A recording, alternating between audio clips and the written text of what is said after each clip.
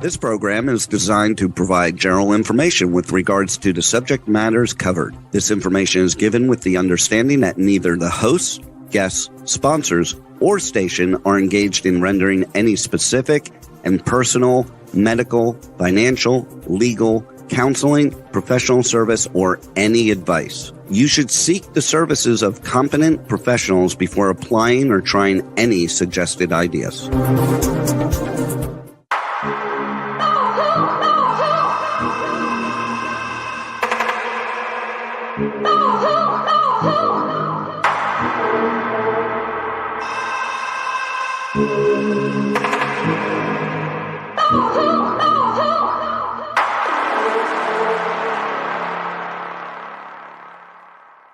Good morning, true seekers and true crime junkies. Welcome back to another episode of Hit the Road, Jack, Finding the Zodiac. I am Nanette, and today I'm going to welcome to the show Nolan Del Campo. Good morning, Nanette. Good morning. I always love your tie-dye. Thank you. And Terry Batcher. Good morning. Good morning. I'm doing well, thank you. How about yourself? Not too bad. Not too bad. Right. Can't complain. I I wanted to know the title of that book real quick. Well, I'm just going to introduce that. Thank you. Oh, thank you. Sorry, go ahead. Never mind. Hi, Nolan. I know that you're into a new book, and Terry is really kind of chomping at the bit to find out what that title of that book is. Could you share with us what you're reading right now? Nice. Very nice. Coop in Dallas. And you said you wanted to read something out of that real quick. Yes, there's a section on potential shooters that were in Daily Plaza that day. And they were a team put together by this Colonel Charles Wilby. And one of the guys is named by Colonel Charles Boot Askins. He was military. He was in Vietnam, but he was also CIA, and he's just a trained killer. So here's what they say. Just a little synopsis. He made 132 jumps out of airplanes. He was, like I say, in Vietnam. In 1963, he retired from government service, allegedly. Well, that's probably right after the assassination.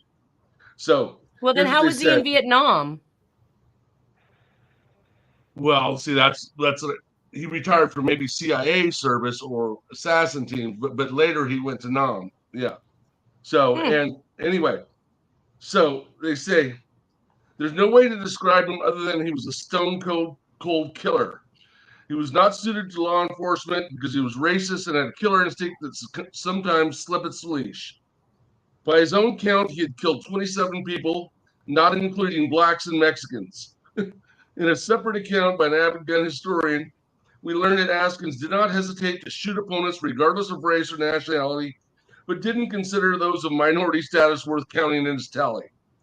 Askins himself said he hunted animals so avidly because it wasn't allowed to hunt men anymore. Wow. Yeah, it kind of like rolls right along the most lines dangerous of game, that type of thing. Right. I want to welcome Harriette to the show. She's on the phone with us today. Yeah. Good morning, Harriette. Yeah, good morning. I hope I'll try to keep it a good morning. They're chasing us out of our properties here. Yeah. Okay. Well, yeah, we can talk about that one after. Yeah, we'll just focus on DB Cooper. Right. Yeah. And we are today. Yeah. So I want to go ahead and throw up the PowerPoint presentation so we can get and climb. Oh, I'm sorry. So we can climb right back on into DB Cooper. I have this letter here, which, like I said last week, I'm not sure entirely if it was written by the Zodiac. There are some very interesting quirks. There are some commonalities between it and other communications, which we'll discuss. But I kind of just threw up the envelope at this point because I saw that there were markings, and I think these were from your collection, Terry B., correct? I think so, yeah. You had something listed on there, 777, Order Out of Chaos. 777, Chaos. Well, I just pointed out that it looked like it was 3 7s. That's correct. All. I personally and what is the Order Out of Chaos? That's part of your moniker. 777. We're getting an echo, by the way. Did you notice that? I know. I hear that. I'm not sure what's going on. Yeah. It's not from me. I'm Recording wearing that. my earbuds. Hint, hint. Earbuds. Yeah. So can you explain to us where you get the order out of chaos thing? Well, the three letters together, 777, is kind of accepted as being order out of chaos. You use it yourself with your moniker from your message board, right? Nanette B 77. Why did you pick 777? I looked it up and it said order out of chaos. So I got it from you. That's right. 777 had long since been my lucky numbers, I suppose. But in recent years, I've changed to 222. So I guess I went from order out of chaos to an angel number. Oh, okay. Can I say something really quick? Because that's Sure. every 1960s. Remember Get Smart? That was the Intel community, the joke on the Intel community. And they were operating out of chaos, if I remember correctly. Yeah, I thought it was somebody who, absolutely correct. I thought it was somebody who wrote a book in regards to the John Benet Ramsey case that talked about order out of chaos. No, that would then go way back there, but it's he's saying something very, very correct about the order out of chaos, and then you got Get Smart, and right. Chaos. So that makes perfect sense. That makes sense. But like I say, I looked it up to see why Nanette picked it, and what I read online was that they said that it stands for order, generally accepted as order out of chaos, a 777. I didn't know I promoted that. I'll tell you something else that's interesting, you kids, is lately I've been watching old film noirs, and a lot of them have to do with espionage. And it's interesting what the world was like in those days as far as dealing with codes and things like that. So that would have been in Jack's era, We're talking the 1940s, 1950s. And I'd have to go back and see what movies there were that I watched, but it seemed like every third one was something to do with espionage and code breaking and things like that. It was very interesting stuff. And there was kind of a fixation in those days. So yeah, Get Smart's a wonderful show. I think it's one of Mel Brooks' best work. All right. Let's get back to our show. Let's get back to your show. So, Harriette, I was asked, do you have the video of this playing in the background? No, I'm just on the phone, but okay. But I should know this stuff by now. No, I was just trying to figure out why we have this echo that's occurring. So, all right. Anyways, back to this. I'm recording us. What's that? Somebody else is recording. Somebody else is recording? Yes, the Intel community that wants to get this in there stuff. Okay, all right, let me go on now. All right, so this envelope obviously had the earmarks of the Zodiac because he actually used airmail more than once in his communications. Some of the things I wanted to point out about this particular communication is that there's underlining that occurs, and we know that throughout the DB Cooper, there was underlining. There's underlining throughout the Zodiac case in several different instances, and all the way to the DC Freeway Phantom, which also had underlining underneath the Freeway Phantom. Aside from that, we see that the beginning or the intro to this letter that is in the DB Cooper case begins "Sirs," which is definitely something that the Zodiac used in the Badlands letter. So we see him again addressing and beginning the communication as "Sirs." I'm not sure why we are getting this feedback. I'm not sure why. Nolan, do you have your earbuds on, Nolan? Are you using earbuds? I don't have them with me. I didn't bring them on the road. But I don't think that's it. I've tried different things. Try turning your monitor down that you hear us on. Okay, I'll try that. See if that helps. Okay. And try talking a tad softer, Nanette. See if that helps. What do you mean talk softer? That's better. Well, I mean, And yeah, I that's what I'm saying. I didn't get It's, I it's, didn't get it's any a, feedback that way. it's feedback. Okay. All right.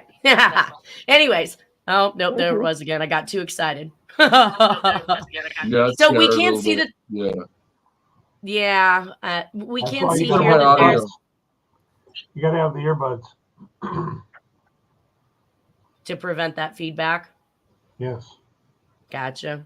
All right, so we Delay are feed. seeing some commonalities between underlining the use of the words airmail and the introduction to sirs, as the Zodiac also introduced or basically opened up communications in the Badlands letter. And that brings us to the actual letter itself. And that's why I was a little suspect as to whether or not this was actually from DB Cooper, because it's actually supposedly telling on DB Cooper or who they might think it is. Mhm. So I get a little confused when they start redacting things, especially like on the envelope. They've redacted the address up here. They've also redacted where it was mailed from. And I don't quite understand why they would redact that particular information, especially if this didn't come from the suspect or wasn't suspected to have come from the suspect. Anybody got any thoughts on that? Well, the FBI. Oh, I was isn't, trying to reboot, so I kind of missed it. The FBI doesn't answer to the average public. They answer to their own cause. Correct. Whatever that might be. So if they have it's embarrassing for them, I can see why they'd redact it. Why, so yeah, it's a good question you pose. And why would that be? Look how he put emphasis on Y in bureau. He put, Y, remember he's done FBI? I think wasn't that on the Mhm. 340 cipher? So he's saying FB, or no, pardon me, the ransom number. Anyway, some of his documents are FBY. So here's a Federal Bureau of Investigation, and the word bureau, he put something that resembles a Y for the R, the letter R. So he's really doing it with all of his R's. Look at that. He's saying Y's. Y, the FBY. So Right. that, And when I look at these R's, some of them look very checkmarkish in comparison to others. So that was something that they were definitely looking at in the handwriting of a potential suspect, was that checkmark R. So I did find that was consistent in here. Let's see. So basically, from what I can read, they redacted again a majority of this letter, which doesn't make any sense. We have basically a countdown. So he's numbering the different attributes, which we've seen the Zodiac do in his letters.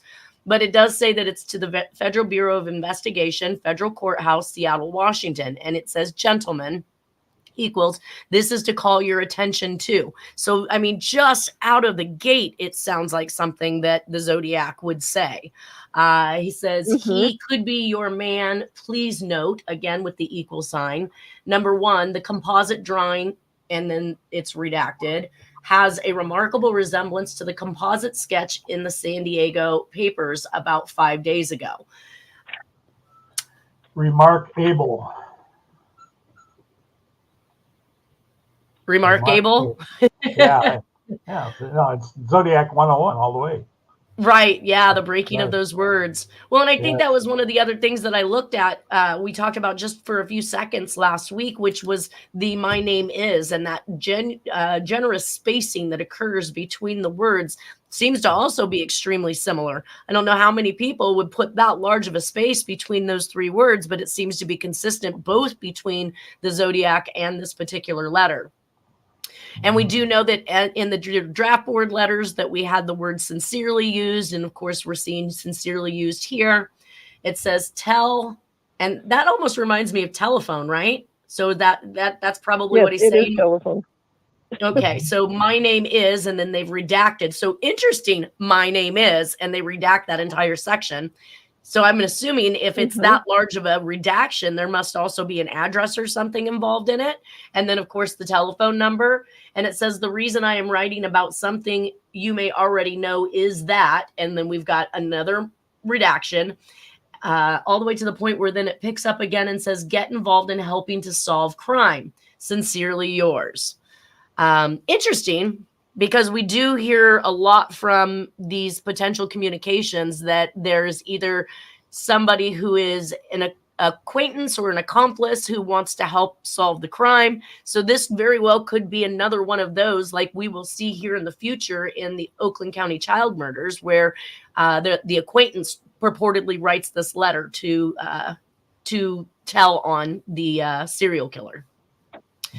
I did kind of also pull up the different A's and noted that the A's were similar with each other, although the Zodiac seemed to write the word already using a double L. But again, like Terry B said, we've got that break. So we're not seeing the word already. We're seeing all and ready, as if to say everything is ready rather than already. and Al, whoever Al is ready maybe too, huh? Right. Because we Right. also have that nice break right there between the A-L and the R Right. in this particular communication, because this already actually came out of this D.B. Cooper communication. Mm-hmm. Well, that brings us to the solve from Harriette for this one to the FBI. Do you have that one available to read? Yeah, that's the one that we're going over with all those weird redactions. So, Yes. So I think what I was coming up with, and I'm reading it, it's pieces that belong to other communications, and then it fills in with Tarrance and Oval Office. The reason why I'm writing about something you may already know, that UPI, I'm trying to explain it as I put it in the book, but it was a weird. It was like a grill cipher, but it ended up the other pieces were filling in these pieces, and so it's going to confuse the hell out of people, because it confused me when I was working on it. But it fell in line. It's okay, so can you read that solve? Can you read that solve? Oh, sure. I'll just read it as everything in the puzzle pieces included, and I'll do my best to explain. So I got Federal Bureau of Investigation, Federal Courthouse, Seattle, Wash. Gentlemen, this is to call your attention to Black Dahlia, Doctor of UCSF Berry, postage due, future star, mom, son, RST, born, remains Lloyd Wright, Souden House, 5121 Franklin Avenue, LA, California, 90027, USA. He could be your man. Please note the composite drawing, and then it filled in George H. bear a resemblance to the composite sketch in the San Diego papers 5 days ago. That is referring to what happened in 1947. Anyways, it says, and I got it in there in parentheses, 1947, January, R.E. Elizabeth short case. And then it's saying, to John DiMaggio, get wife 50G Courier Ives engraving print, CIA, IA, that's a spy, inter alias. Anyways, Ina Fit, bug and frame, put it in pregnant wife home, FT units, 890-14, shot 10 cc, Numbatol, Paradise, After Slave, RN, Donna Lassen, East State Line, Nevada, then 366. The Irishman drove from Wisconsin to Riverside to embrace Slice student Cherry 18, die time 1001, that's in the AM. Anyways, USN, Rat Bates, bringing 9-year-old daughter to 57, get well party, no one got to eat. SG and Kana met Seattle, Washington, IBTU, that's International Brotherhood Teamster Union President, United Auto Worker figures, counting on HAFA, Teamster Union pension funding, going for guns and drugs. And then it's saying my name is, and then fill in Tarrance, TEL, and then fill in Oval Office. The reason why I'm writing about something you may already know is that fill in UPI, get involved in helping to solve crime. And then I tried to do my best to describe what the stamp says. And anyways, then it says sincerely yours, and then fill in San Francisco PD-O, FBI, December 1971, and then I signed it off. But I found it to be pieces of other communications fitting into this. So I hope it's not confusing too many people, but it fell in line. So he's black. They're blackmailing the people involved to do something with this DB Cooper stuff. So would you think that it would be reasonable to guess that, or assume, or ponder the idea that the FBI also decoded this thing, but didn't want some of those other messages ultimately decoded by anybody else at the time? Exactly. Yeah, this is the FBI at the time is involved with this. You got Nixon's FBI guy, not H.R. Haldeman, but what's his name? G. Gordon Liddy. It's a very complex conspiracy that's going to give conspiracy theorists a whole bunch of fuel. Yeah. Well, and what I had coming after that was one that said President A. Nixon, I.O. Vito Genovese, Force Frank Costello. Is that the envelope?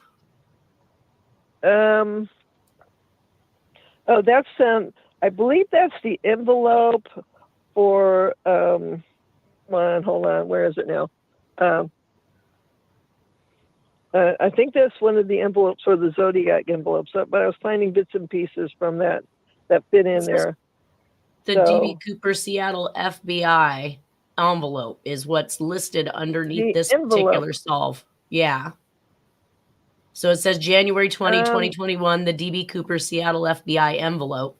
And the message that it was listed in your book was President A. Nixon, I.O. Vito Genovese, Force Frank Costello off. Oh, I can't make out that word. Yeah. Sheehan sent to Slice Sherry October. It's kind of running in tandem with what you just said, but it does work up a little bit differently because it talks about Tarrance shot David and Betty Lou, Lake Herman, Road Benicia. That's the Zodiac envelope that seemed to link to this. Really confusing. I know. So anyways, I do have that somewhere, but yeah, it was. I found the Zodiac was intermingling with the past, present, and the current. The future. That was, and he's just trying to. They're in a matter of words blackmailing some of the people that were involved in the past that they must, get involved with this and stay involved and just do what you're told. So, well, it says Jim Phillips and Darlene Farron been given 5G. So Russian spies. See number 11. Clint, AIW, U.S. Secret Service, USA route plans at WUSECA. CC sent to DC. Yeah, that's one of the envelopes, the Zodiac envelopes that I found when I dug a little deeper and knew more about the stamps at the time. Yeah, that this was somehow kind of like the forebearer of what's going to evolve into DB Cooper. So they're just yeah. So now I'm seeing the solve a little bit clearer above it, but it says President Nixon Vito Genovese Force Frank Costello off Appalachia Consortia USN plot 1963 South Pacific RRTTO get 10 grand. Frank Sheeran sent to Slice Sherry October 31st 1966. 1041 Mrs. Payne sold Rambler station wagon to Faraday's father. Tarrance shot David Betty Lou, Lake Herman Road, Benicia, AA. What is AA? Oh God, it's a certain acronym for the time. Not Alcoholics Anonymous, but AA's. God, he might be trying to say something like after AM or after. So I'm trying to remember what all these acronyms were. And is Jim Phillips? Is that Jim Phillips? Was it Crabtree or? Yeah, that's Jim Phillips Crabtree. He decided to go back to his name Crabtree after that, and he went into hiding for a while. That's what I heard. I have a question. Because yes. What about the Courier and Ives hint? What can you say about that? The what? The decoded thing you got that was Courier Ives. The Currier Ives Oh. was a painting, right? Oh, Curio and Ives. Yeah, Curio. And I had to look it up. There was a very expensive Curio and Ives that ended up in Marilyn Monroe's house, and it's saying that they bugged that Curio and Ives, the bad people, of the mob, and so. Sure. Because when I see these things evolving, I stop what I'm doing and I dig deep. Because she once time had a Curio and Ives coming from the past DiMaggio husband, who was now going to be. They were getting back together, and that's what I do believe. I did see that there was a gift of a Curio and Ives that went to her house. Okay. So saying that it was bugged.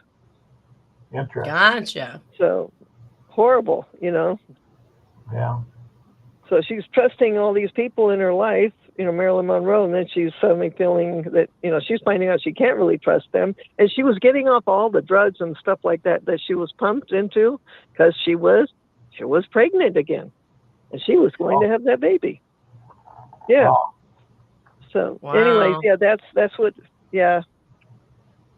All right. I guess it was back in the day. Says, hey, everybody. I believe this is a hint to use very recent comic communications to fill in sections. So now I have the solve up, and I can see where you fit in the different pieces of information from the redacted portion of the actual solve. So now that made a little more sense. I was on the wrong slide, or I just had it arranged incorrectly on there. But that's going to bring us to the actual envelope for the USPA, which was the Parachuting Association, in which the DB Cooper suspect attempted to act as though he wanted to become a member. So we have the U.S. Parachute Association envelope dated December 4th, 1971, to the membership secretary, USPA, P.O. Box 109, Monterey, California. And then we see the US and A, which is a very unusual formation for somebody to put, at 93940. And you have a solve to that particular envelope as well, correct? Yeah, I'm looking for it, but it ended up being a message for Herb Cain. I was like, okay, why?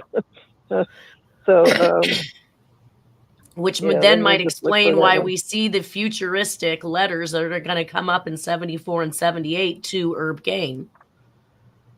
Mm-hmm. Yeah, so this is the one that says, "Sirs, I will send you some money." Is that the one?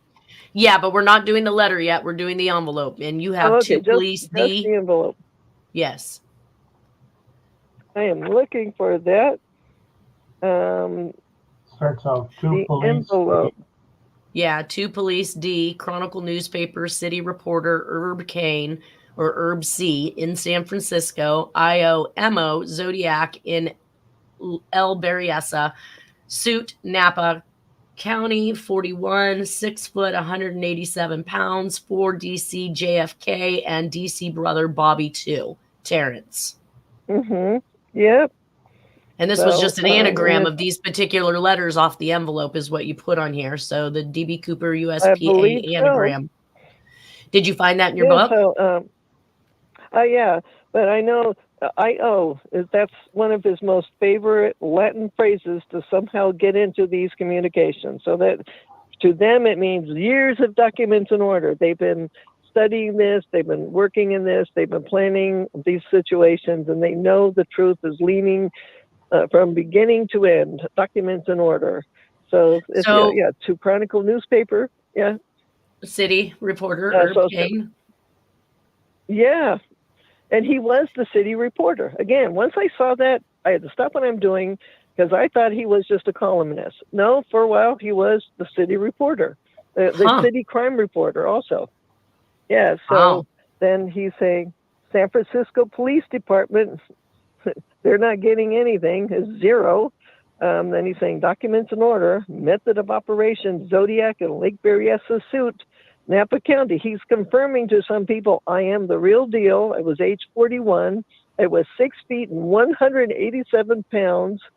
And then it's for the DC operation for JFK and DC brother Bobby too. And then he's saying to attorney President Nixon requests Commute International Brotherhood Teamster Union, at the time the general manager emeritus Jimmy Hoffa, that he owes the United Auto Workers people $103,000, and then it's for the 4 CIA Robert Kennedy 8 toast, etc. assassins at the Ambassador Hotel in LA, California. Also requests Bill Hilliard to do the Bill Fisk Harris Diner in Nevada.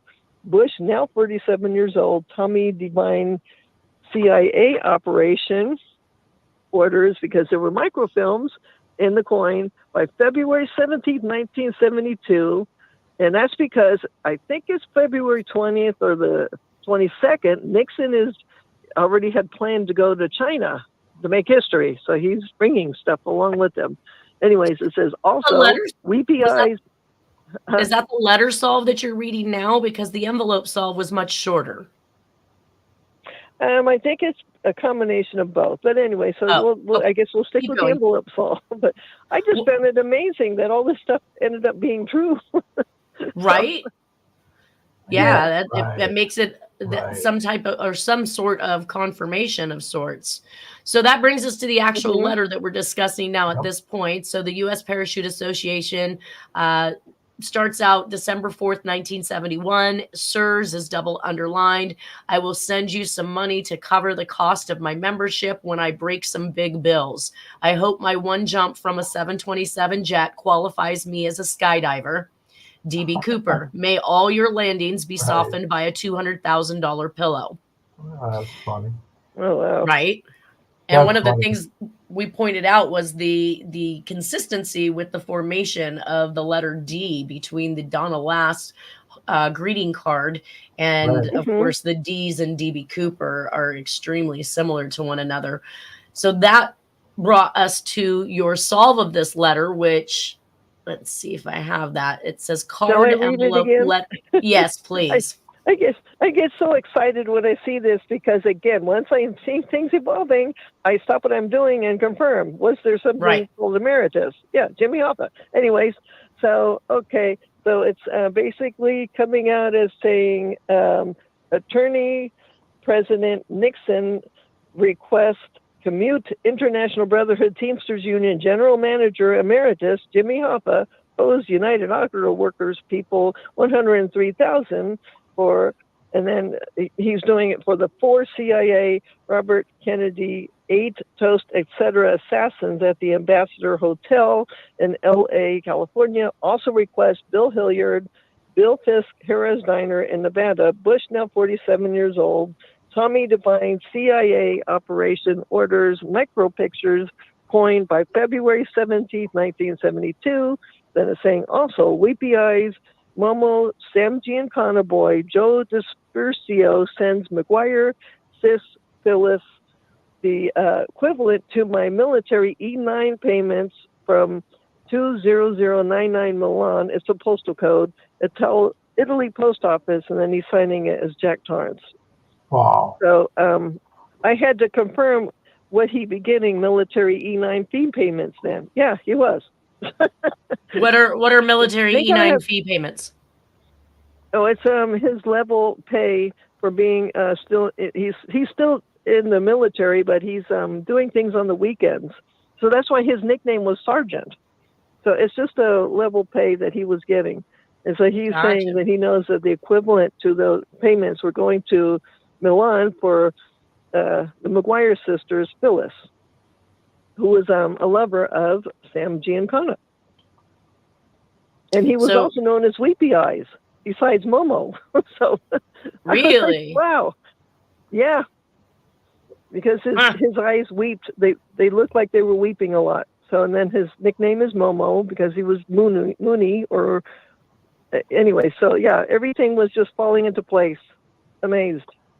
It's interesting from the standpoint of the 4 assassins that hit Robert Kennedy. You know that his son, one of them that's a politician that has the gravelly voice that can barely speak, is going around pointing out some of this same stuff about who actually killed his dad.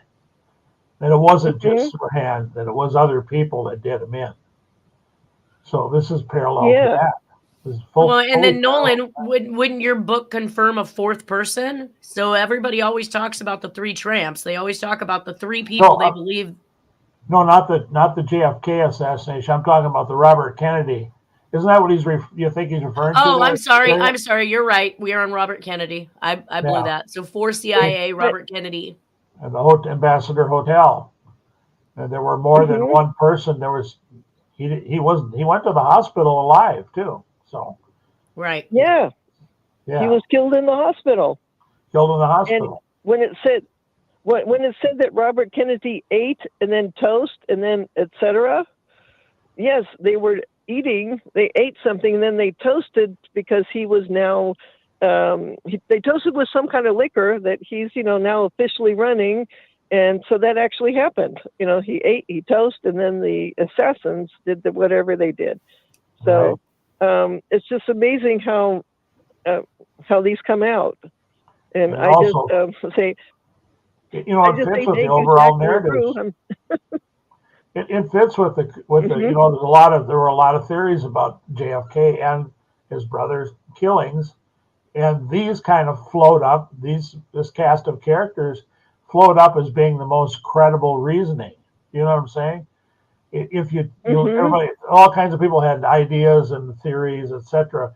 But these, my overview of the Kennedys, I kind of parallel. They killed the Kennedys outright. I think that they murdered Nixon's career instead of killing him outright. They just said, "Well, you're done," and so he, Yeah. I always thought that he kind of caved in a little too easily on the Watergate excuse. Do you know what I'm saying? And they said, "Well, you're done. You can either quit or we'll quit you," and he quit. So so they were running at the time the Vietnam War. They wanted to continue to run the Vietnam War, and now what do? Instead, they move all the business over to, and they're trying to work with China. And of course, our economy, you don't make anything in this country anymore. It's all made in China. Right. So so. Well, that brings us to Terry B's got it exactly correct. Right. They couldn't kill him. They couldn't assassinate him. The world was not going to take another assassination. So they assassinated his administration. About 69, 89 people in that administration got creamed. Yeah. So they brought the administration down. So and probably because Nixon he was getting so much flack for Vietnam War. And Kennedy didn't want to go. JFK didn't want to go at all, and so they just said, well, you're not going along with us. Giancana and company, and known mobsters, and said you got to quit.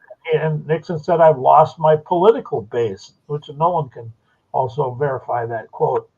And that was it. So they basically, and then they replaced him with, we'll put Ford in. So they put Ford in because he was a good little boy and kept his mouth shut about the Warren Commission anomalies that didn't jive. Well, some of the things that I remember from JFK era, at least in my readings and my research, is that he did a few things that literally upset not only the unions. I mean, clearly there was issues with the unions and Hoffa, but he price capped steel, which United Auto Workers, Boilermakers Union. I mean, there's so many unions that were involved with steel. He also, if you're saying that he also was against going to Vietnam, we know that war is one of the biggest money-making industries for the elite. So coal, steel, lumber, all of these things that were being price capped, and then he doesn't want to go to war. He's really cutting these people's nose off to spite their face. He literally had to go in their eyes. Right. So it all comes around. I mean, and it's all, and we've still haven't found that fancy word for precognition, I think it is, but there's many things that occur that parallel the Zodiac stuff that shows precognition. It shows that he's saying things are going to happen, and lo and behold, they happen. And you were trying to say something there, Nolan, before you got kicked off, weren't you?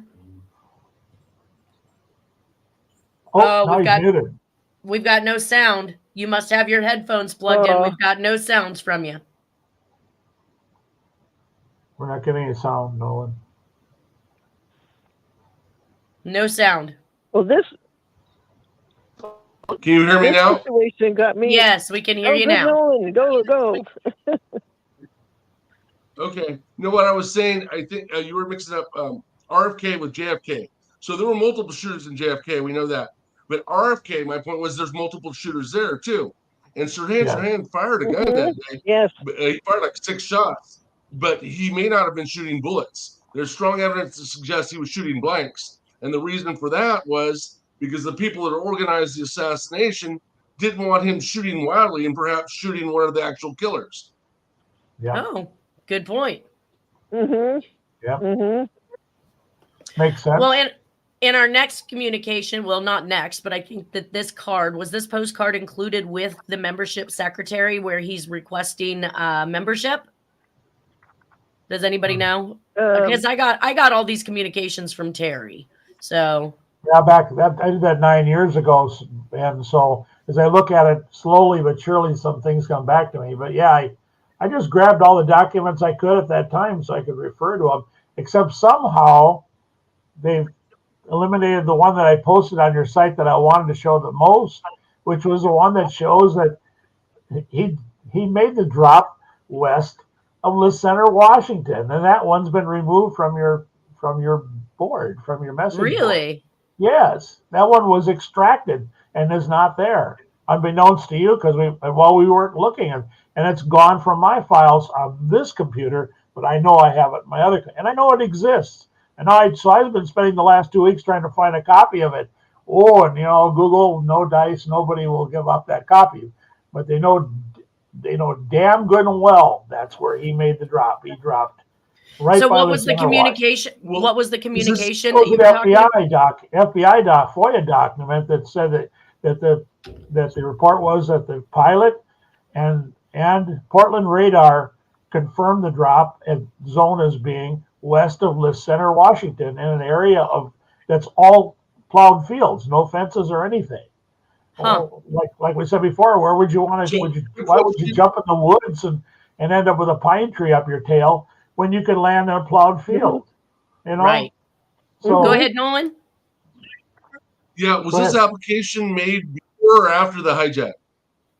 After. So basically it's a United States Parachute Association membership application, looks basically like a postcard, and it says name DB Cooper, mailing address care of the YMCA, city, state, and zip code is Toronto, Canada.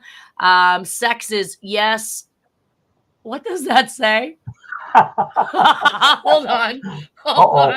See? I need some glasses. I'm not the one who has that kind of sense of humor. I'll tell you. He says yes. I cannot read that word dimensionally. Yes, I can't read that word. I'm not sure what that is. I might have to investigate that a little more. But yeah, he didn't answer sex. He didn't answer age either. But if we're getting age is 41 or in the 40s, which I think is really kind of what the composite described.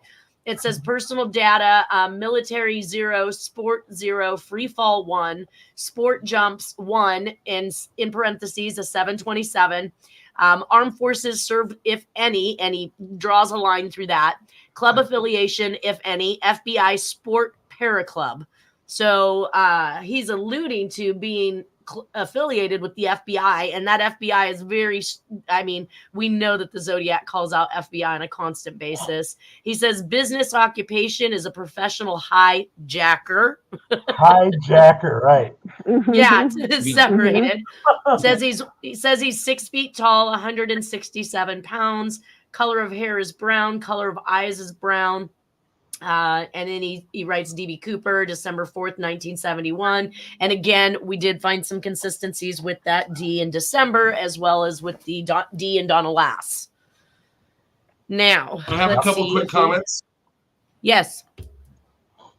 Yeah. Yes. So why would you send those other than to taunt? He's just, right. And then also he's making a point. Hey, I survived. I made it. I survived. I'm taunting you again. And before he got his plane ticket under the name Dan Cooper, but after the fact, it became legendary that DB Cooper became what he was called. So he's further taunting by using DB Cooper and not Dan Cooper. Right. Correct. One more little point before you leave that page. He's going to be a comedian too in some of these answers. hijacker, Yep. sex, yes. One more point, real important point. F period, B period, I, no period. Same as on the Ramsey murder note. F period, B period, Exactly. I, no period. Again, he had put his signature from that document right to the Ramsey murder note. Correct. Yes, I find that the consistency or the structure of those are definitely similar. So it does look like, and I have agreed that this particular communication came from the same hand. And I do find it interesting that in your last solve, Harry, you just got done telling us that he was 6 feet, 187 pounds. This says 6 foot, 167 pounds, but that 6 could be altered or, well, no, I don't even think that could have made a number 8. It looks like it's saying 167. But interesting that those numbers are so close to what you found in the solve. Yeah, it was just an anagram, largely just an anagram. And we know by the time we see Jack, Jack was 189. And we know that he was weighing much less. So he was heavier during the Lake Berryessa. Jack was heavier during the Lake Berryessa attacks. And then by the time we hit the 70s and we see him, a picture of him in 1975 with that black dyed hair that's growing out, and we see that he's lost substantial amount of weight. So somewhere between 71 and 75, he definitely lost a lot of weight. Well, I think he probably lost weight to ensure the success of the mission because he was going to jump out of a plane with a bunch of heavy money. I was just thinking that same thing. I was thinking, yeah, he's too tubby to be jumping out of a plane and parachute down. Yep. And he got maybe that was the pillow he was talking about. Yeah, which he needed. Yeah. Yeah, he jumped out with a pillow, all right. I find some more stuff later on that he's claiming he jumped out with the body. But anyways, we'll get to that later. All right. I did have some FOIA stuff that I think you sent me as well, Terry. And one of them was to SAC Seattle from SAC Detroit. So we've got something coming out of Michigan in regards to this, which I find to be interesting. Unsub, a.k.a. Dan Cooper, Northwest Airlines, flight number 305, Portland to Seattle, 11/24/71, CAA hijacking extortion. The enclosed for Seattle is a membership list of POPs, over 40 parachutist groups. So that's what I didn't mention back there. And that's why I think that the age was redacted, because he is saying he's 41 years of age and it is a group for 40 and above. The information appearing on the rear of these membership cards of the POPs organization. Review of these cards left to discretion of 00. What's 00 again, Harriette? Or I usually find it out to be OPORD, like operation orders in military, but it can be other things. But that's usually 00, especially if you're following the commander in chief, who is giving orders. It's operation orders. So review of these cards left to discretion of operation of orders and may be of value in developing suspect or individuals who may be able to furnish information on unsub. Interview with, and again, we've got it redacted, POPs on 12/3/71, parachutists over 40 society POPs furnish the following information to SA Donald A. Thiel. And of course, I don't necessarily think, I do. So this letter is going to go on, but we're running out of time now. We've got less than a minute left. So I know that we'll pick back up to finish off this FOIA or airtel from the FBI next week. Is there anything you guys want to add? No? All right, you guys. Well, then I guess for me, it's happy weekend. I'm going to try to make it a happy weekend. Okay. But, no, I meant adding about this. So everybody have a wonderful weekend. We will see you next Friday. Thanks, Harriet. Thank you. Bye.